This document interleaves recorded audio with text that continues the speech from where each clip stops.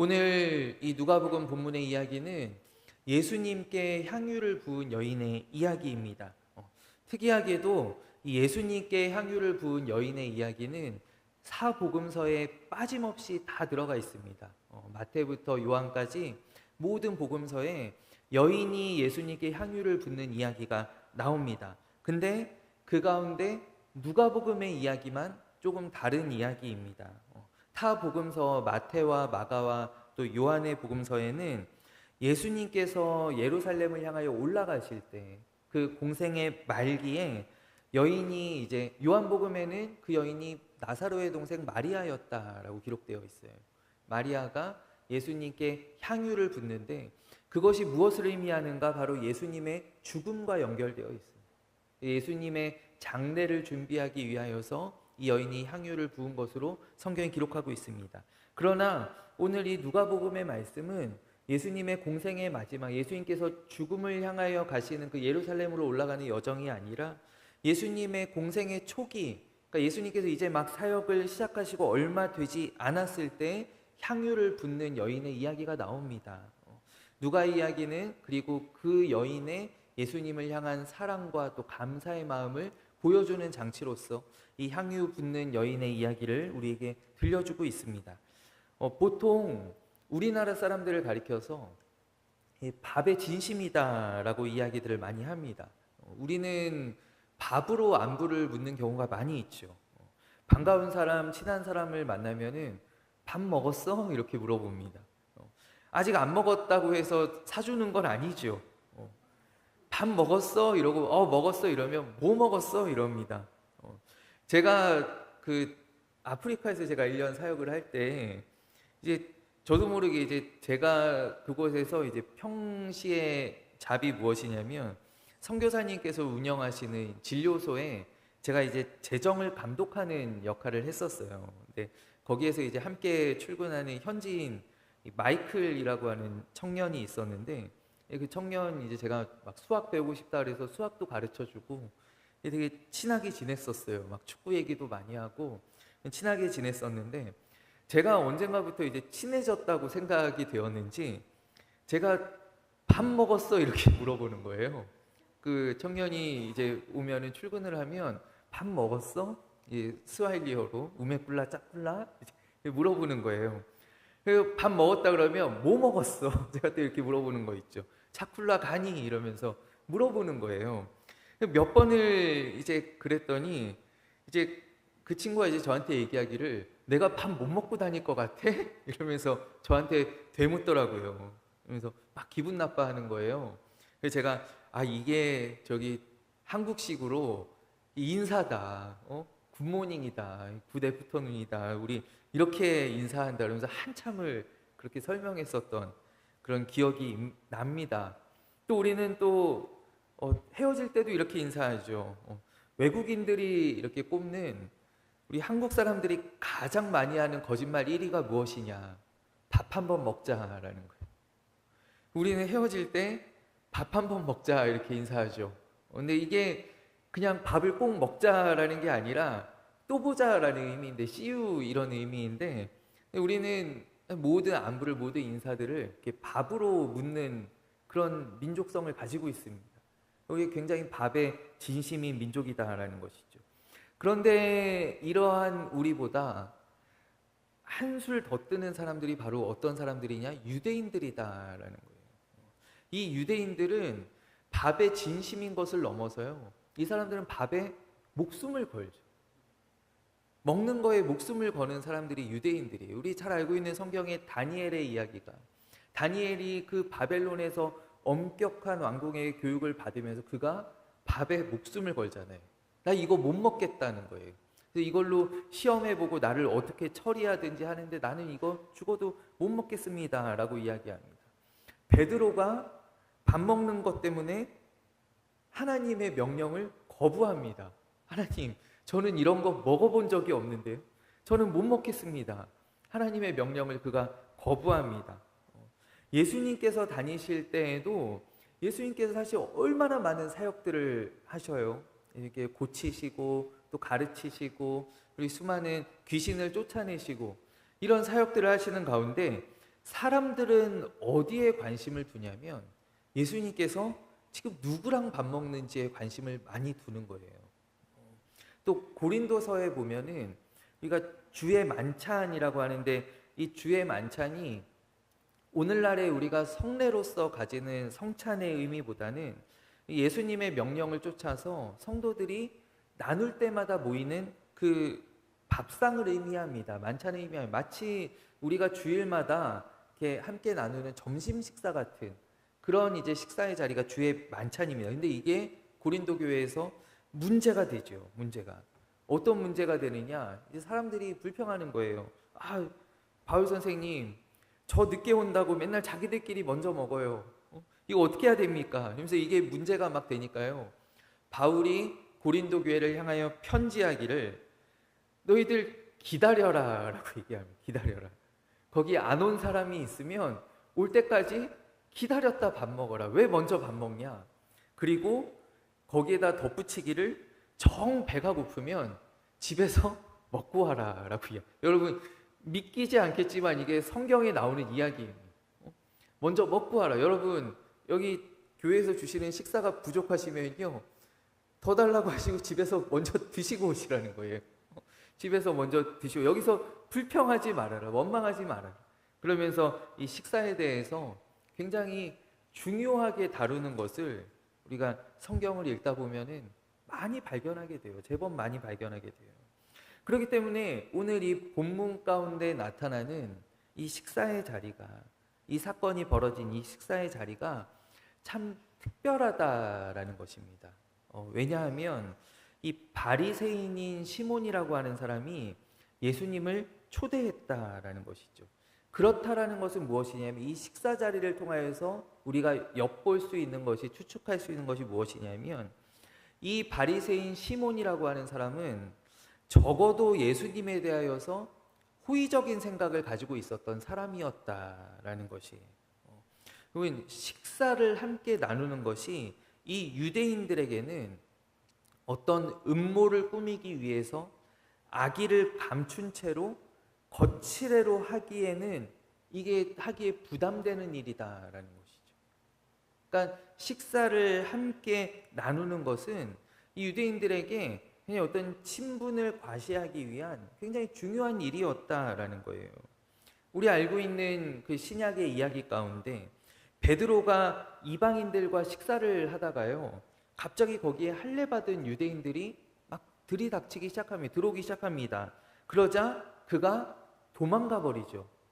근데 그가 어떻게 의도하고 도망한 것이 아니, 그냥 그러려고 한 것이 아니라 나도 모르게 본능적으로 그가 도망을 합니다. 왜냐하면 이 자리가 눈에 띄어서는 안 된다라는 생각이 그의 어떤 마음속 깊은 중심 가운데 있었었다라는 것이죠.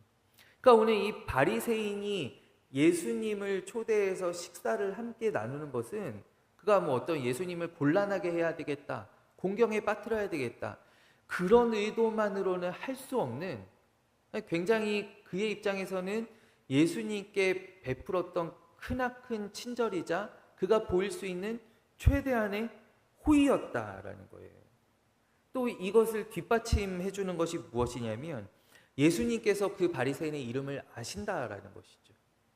뒤에 보면은 이 바리새인의 이름을 굉장히 친근하게 부르시는 것을 우리가 보게 됩니다. 시몬아, 네 생각에는 어떠하냐? 예수님께서 이렇게 물으시잖아요.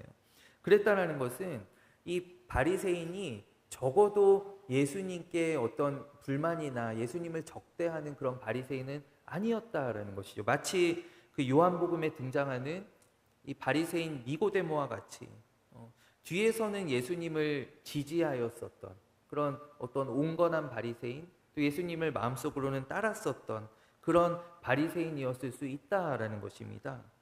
그런데 그가 가지고 있었던 이 예수님을 향한 어떤 기대와 소망이, 혹시 이 사람이 정말 메시아가 아닐까?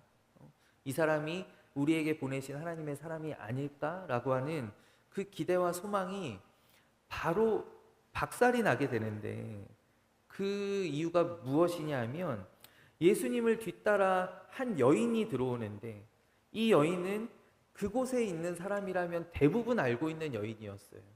성경에는 기록되기를 죄를 지은 여인이다라고 합니다. 이 죄를 지은 여인이라는 표현은 몸을 파는 여인을 가리키는 관용적인 표현입니다. 당시.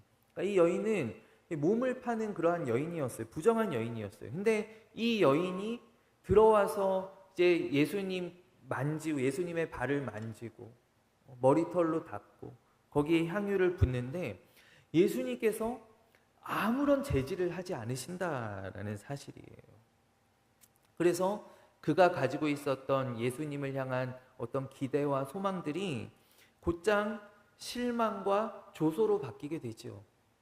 아이고, 내가 사람을 잘못 봤구나.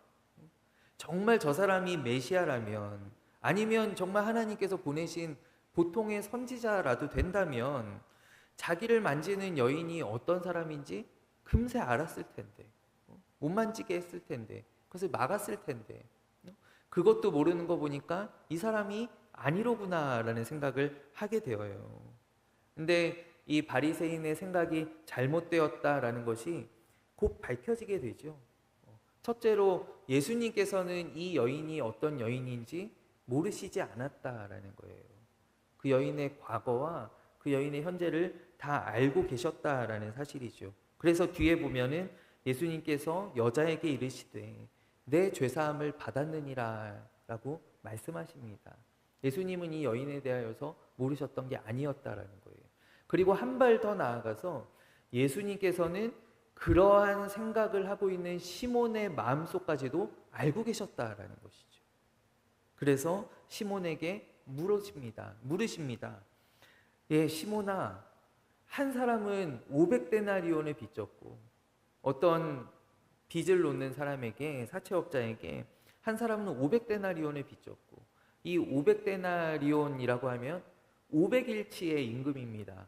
그러니까 쉬는 날들을 제외하면 거의 2년치의 연봉이 되는 것이죠. 500데나리온을 빚졌고, 또 다른 사람은 50데나리온도 적지 않습니다. 50데나리온도 거의 2달치의 월봉이 되겠죠. 주 5일째 근무하면 딱 2달치입니다. 딱 2달치 월봉을 빚진 사람이 있으면, 근데 두 사람 다 갚을 수 있는 어떤 형편이 또 능력이 안 되는 거예요. 그래서 이 사채업자 고민하다가 탕감해 주었습니다. 이제 빚 없습니다. 이거는 단순히 어떤 재정적인 도움을 넘어서 당시에 빚진 사람들을 어떻게 하면 빚진 사람은 옥에 가둡니다. 우리 예수님께서 비유로 말씀하신 10,000달란트 탕감받은 사람이 자기에게 100데나리온 빚진 사람 끌어다가 옥에 가둬버리지 않습니까? 옥에 가둡니다. 또 그렇지 않으면 노예로 팔아버립니다. 그러니까 이 빚을 탕감해 주었다라고 하는 것은 단순히 그의 재정적인 부담을 덜어준 것을 넘어서 그의 생명을 구하여 준 일이다라는 거예요. 그의 생명을 구원하여 주었는데 그 가운데 누가 더 이 사람을, 이 주인을 사랑하겠느냐. 그럼 만약에 우리가 한국식 대입을 경험했었다면 한 번, 두 번 꼬아서 생각을 해보았겠지만, 그러나 이 시몬은 그걸 경험해보지 못한 탓에 굉장히 상식적인 그리고 정답을 그냥 바로 한 번에 이야기합니다. 많이 탕감받은 사람이 많이 사랑하겠죠. 그러자 예수님께서 그 뒤에 덧붙여서 이 말씀을 하신다라는 것이죠. 오늘 우리가 읽은 본문의 바로 뒤에 이어지는 이야기입니다. 시몬아, 이 여인을 보아라. 여인을 보아라. 이 여인이 나를 위해서 이렇게까지 하는 이 여인을 한번 보아라. 당시에 유대교에서는요, 이 여인이 특별히 랍비라고 하는 이 선생들에게 반경 2m 내로 접근하지 못하게 되어 있습니다. 아예 유대 율법으로 정해져 있습니다. 그의 아내나 어떤 가족들을 제외하고는 여인이 2m 이내에 접근할 수가 없습니다. 마치 오늘날에 이제 초등학교가 있으면 초등학교 반경 몇 미터 이내에 유흥업소들이 들어올 수가 없잖아요. 마치 그런 것처럼 아예 이 예방하는 조항이죠. 방지 조항이죠. 근데 이 여인이 그거를 뚫고 들어온 거예요. 이 여인이 그거를 뚫고 들어왔습니다. 자기 딴에는 굉장한 위험을 감수한 것이죠. 여인이 뚫고 들어와서 눈물을 쏟으며 값비싼 향유를, 아마 자기가 가지고 있는 재산의 대부분을 팔아서 이 향유를 장만했을 것입니다. 값비싼 향유를 예수님께 부었습니다. 근데 이것이 무엇이라고 예수님 말씀하시는가? 이 여인이 나에게 행하는 이 일이 그가 받은 은혜의 증거다라는 거예요. 그가 받은 은혜의 증거다. 그러니까 그녀의 이 큰 사랑이 이 여자가 많은 죄를 용서함 받았다라고 하는 증거다라고 예수님께서 말씀하신다라는 것이죠. 예수님의 입장에서 생각을 해보면 사실 얼마나 당혹스러운 일입니까? 예수님께서도 이 여인을 아시잖아요. 근데 죄 있는 여인이, 몸 파는 여인이 갑자기 들어오더니 뒤에 서서 발에 기름을 붓고 막 눈물로 흘리면서 머리털로 이 여인이 머리를 푸른다라는 것도 사실 이 정결한 여인이라면 상상할 수 없는 일입니다. 머리를 풀러서 그 머리털로 예수님의 발을 닦는, 예수님께서 얼마나 민망하시고 또 당혹스러운 일이십니까? 근데 예수님께서는 그 여인의 사랑을, 그 여인의 섬김을, 그 여인의 감사를 받아주신다라는 것이죠. 받아주신다라는 것입니다. 우리는 종종 성경을 읽을 때요, 우리가 죄인들에게 감정이 이입될 때가 많이 있습니다. 여러분, 솔직히 오늘의 이 이야기를 우리가 읽으실 때 여러분, 내가 누구에게 더 가깝다라고 생각을 하시나요? 보통의 경우 우리 많은 그리스도인들이 그래, 내가 이 여인과 같은 사람이지, 이런 생각들을 많이 하게 된다라는 거예요.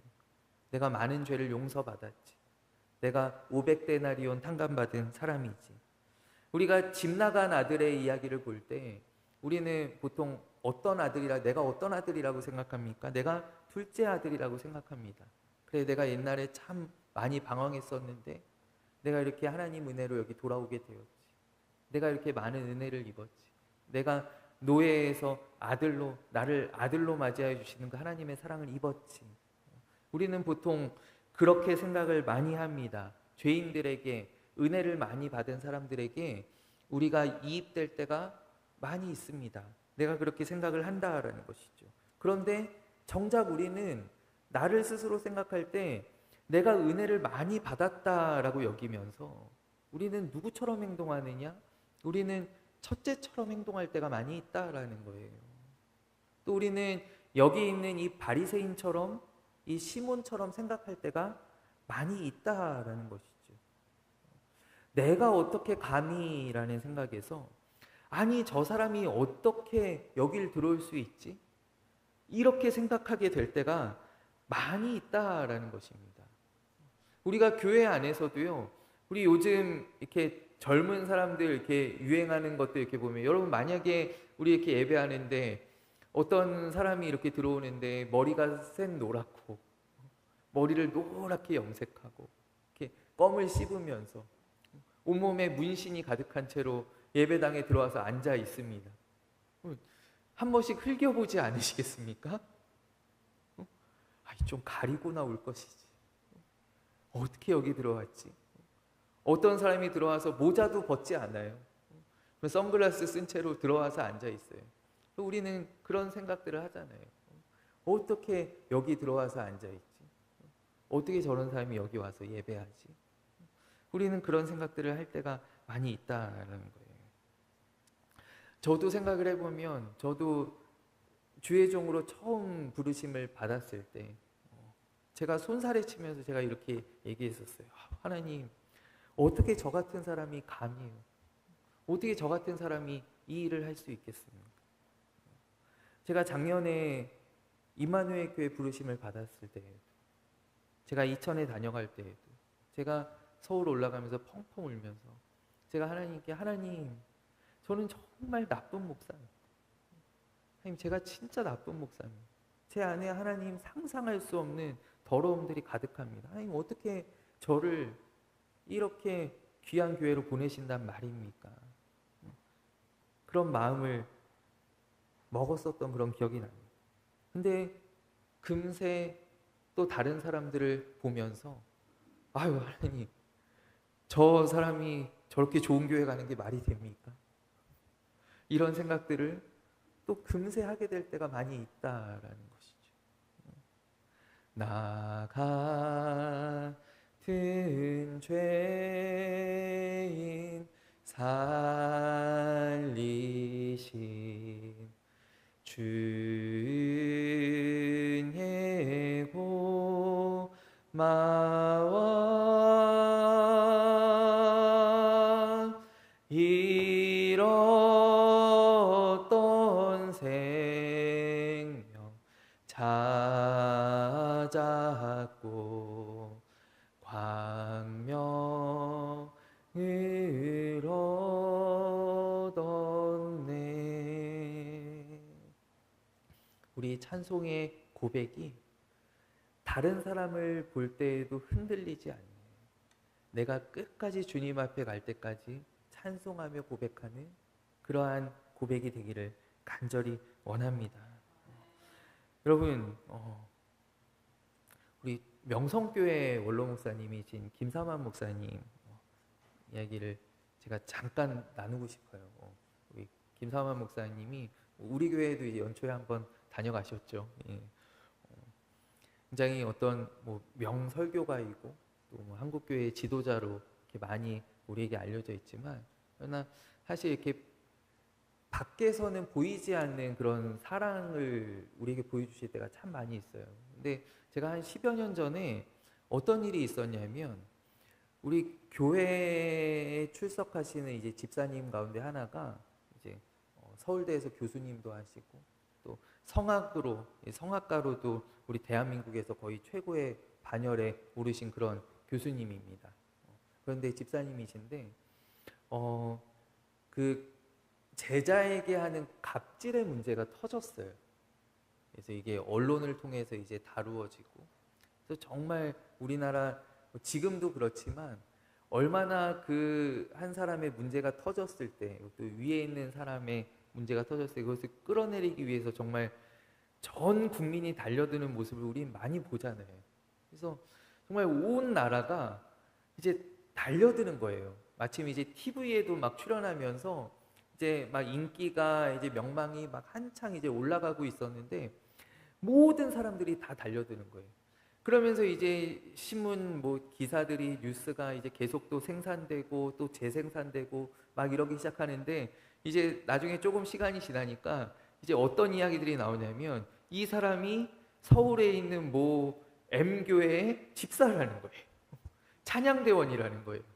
이게 이제 기사가 막 나기 시작해요. 그러니까 이제 밑에 댓글로 막 이제 사람들이 그 명성이지 이러면서 이제 막 댓글들이 막 나기 시작합니다. 그런데 김성환 목사님께서 끝까지 품어주시는 거예요. 끝까지. 그리고 예배 때 계속 세워주시는 거예요. 앞에서 찬양을 시키는 거예요. 그러니까 집사님이 얼마나 자기 어려운데 사람들이 다 손가락질하는데 벌벌 떨면서 나오셔서 눈물 흘리면서 독창을 하시는 거예요. 찬양을 하시는 거예요. 그러면서 이제 김상환 목사님이 낮 예배 때 이렇게 방송 때는 그런 이야기 안 하시지만 새벽에 또 저희 교역자들한테 얘기해 주시기를, 세상이 다 손가락질하고 죽이려고 하는데 사람들이 계속 자기한테도 이렇게 요구하신다라는 거예요. 목사님 빨리 쫓아내십시오.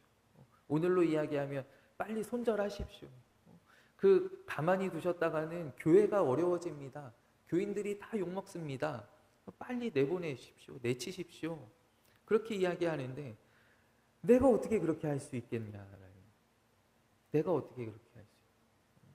교회가 그런 사람들이 모이는 곳인데, 교회 아니면은 품어줄 곳이 없고 갈 데가 없는데 내가 어떻게 여기에서 그 손을 안 잡아줄 수 있느냐. 그러면서 끝까지 세우시는 거예요. 끝까지. 지금은 이제 그런 어려운 시간들이 이제 지나가고 이제 북경대에서 이제 강의하시면서 이제 다시 이제 옛날에 이제 명성들을 이제 찾아가고 계신데, 물론 잘못하신 거에 대해서 또 드러난 거에 대해서 반성하시고 또 후회하시고 이제 고치시면서 그들을 하시는 끝까지 믿어주시고 품어주셨던 그 모습이 많이 기억이 나더라고요. 여러분, 내가 주님을, 오늘 본문의 제목이, 오늘 설교의 제목이 얼마나 사랑하십니까? 얼마나 사랑하십니까? 여러분, 주님을 얼마나 사랑하십니까? 주님을 내가 이만큼 사랑합니다 라는 것이 내가 용납할 수 있는 그릇의 크기다라는 것입니다. 오늘 예수님께서는 그 사랑의 증거를 섬김 가운데, 그가 받은 은혜 가운데 찾으십니다. 예수님, 내가 은혜를 많이 받았습니다 라고 하면서 내가 적게 사랑하면, 내가 용납하지 못하면 예수님께서는 그것은 나를 사랑하는 것이 아니다라고 하시는 말씀이에요.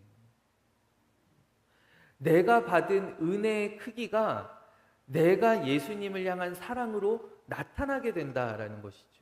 내가 아무리 입술로 예수님, 내가 너무 감사합니다, 내가 은혜를 많이 받았습니다, 그러면서 내가 사랑하지 않는다면, 내가 용납하지 않는다면, 내가 품어주지 않는다면 예수님께서는 나를 보실 때 네가 나를 그만큼만 사랑하는구나 라고 말씀하신다라는 것이죠. 우리 골로새서 3장 13절 말씀에, 14절 말씀에 누가 누구에게 불만이 있거든 서로 용납하여 피차 용서하되 주께서 너희를 용서하신 것 같이 너희도 그리하고 이 모든 것 위에 사랑을 더하라. 이는 온전하게 매는 띠니라. 저는 우리 교회가 정말 예수님 사랑하는 교회가 되기를 원하는데, 저는 늘 이렇게 제가 저희 교회 올해 교우 수첩에도 제가 이렇게 글씨로 제가 적어 놓았고, 또 앞에 있는 이렇게 현수막에도, 교회 시간표 현수막에도 제가 늘 이렇게 좋아하면서 늘 쓰는 문구가 있어요. 또 제가 바라며 소원하는 문구가 있어요. 그것이 무엇이냐 하면 예수님 잘 믿는 것이 내 소원입니다.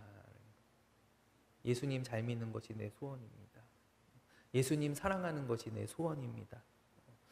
제가 전 교회에서 대학부를 한 5년 정도 섬겼는데, 제가 5년 내내 제가 대학부원들에게 이 이야기를 했어요.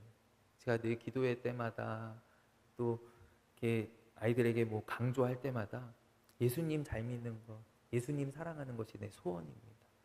그래서 지금도 이렇게 연락하는 친구들이 이렇게 저희 교회 요 앞에 있는 현수막 보면서도 눈물이 난다는 거예요. 그때 해주셨던 말씀이 생각나서 눈물이 난다는 거예요. 근데 정말 그렇게 되기를 소원합니다. 근데 그것이 제가 했던 말이 아니고요. 제가 대학생일 때 저를 가르쳐 주셨던 대학부 목사님께서 늘 강조하시던 말씀이었어요. 늘 강조하시던 말씀. 저한테 늘 적어주시고, 제가 그때 대학부 회장으로 가까이서 섬겼는데 저한테 늘 적어주시고, 구일아, 예수님 잘 믿는 것이 우리의 소원이다. 예수님 사랑하는 것이 우리의 소원이다. 저한테 늘 적어주셨던 그 말씀이 이제 저의 모토가 되어서 제가 또 다른 사람들에게 늘 적어주고 제가 늘 전하여주는 그런 말씀이 되었습니다. 여러분, 저는 우리 임마누엘 교회가 정말로 예수님 사랑하는 교회가 되기를 소원합니다. 우리가 늘 모일 때마다 예수님 사랑하는 것이 우리의 소원입니다 라고 고백하는 교회가 되기를 원해요. 그렇다라는 것은 무엇이냐면 우리가 모든 사람들을 용납할 수 있는, 모든 사람들을 품어줄 수 있는 교회가 되어야 한다는 사실이에요. 그 이유가 무엇이냐? 바로 내가 그와는 비교할 수 없는 큰 사랑을 받았기 때문인 줄로 믿습니다. 내가 주님께 큰 은혜를 입었기 때문에, 내가 주님께 말로 할 수 없는 죄 사함을, 죄 용서함을 받았기 때문에 내가 주님을 사랑합니다. 내가 우리 믿음의 형제 자매들을 사랑합니다.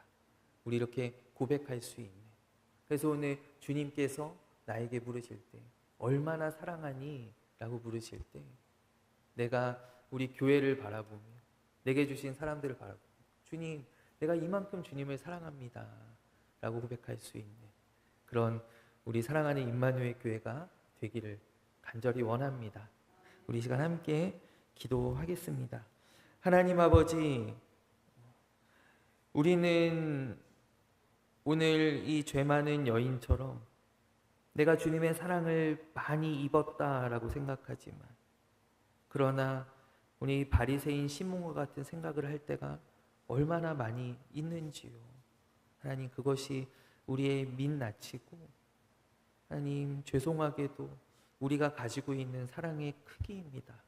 하나님, 오늘 이 시간 우리의 마음들을 활짝 열어주시고 또 주님의 마음을 부어주사 아버지, 우리로 이만큼 사랑할 수 있도록 도와주시옵소서.